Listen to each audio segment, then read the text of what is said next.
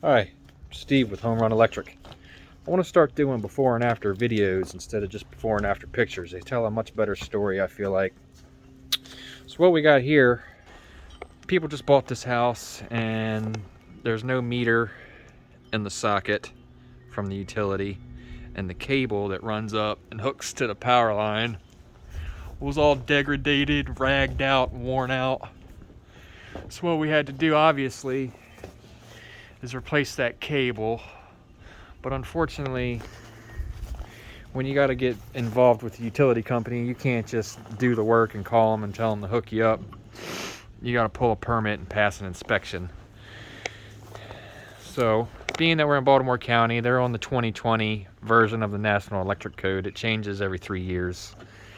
So this is everything we had to do to bring it up to 2020 standards. Replace the cable, obviously.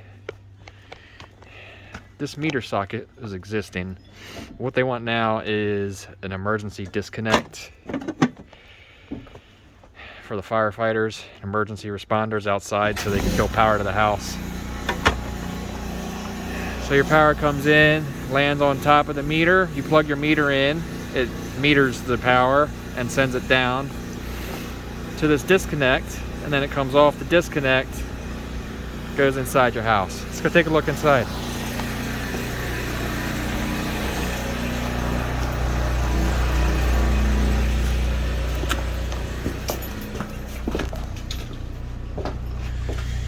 Remodeling this place. So another 2020 code that you have to do now is install a whole house surge protector, and you got to update the grounding. So here's our two ground wires, these two larger bare copper wires, and one of them was existing in the laundry room on the cold water pipe where it enters the house. So you got to run a wire from your panel to where the cold water enters the house. But what wasn't existing, what we also have to do now, is run a wire from the cold water to your gas. They want those bonded together now so they're at the same potential. Reduces the risk of electrical shock.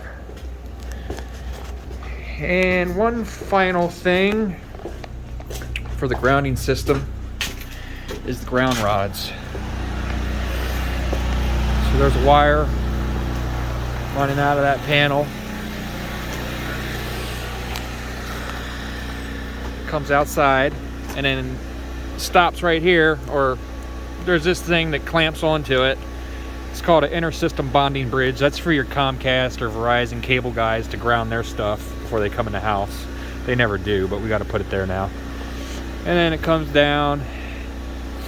They had one ground rod here, it was existing, which is nice because driving 8-foot ground rods isn't always fun. But now they want two, they got to be 7 feet apart, so we had to dig a little trench about 7 feet away and then drive another ground rod. And we just passed our inspection, so everything is now up to current code. We can call BG&E, get them hooked up.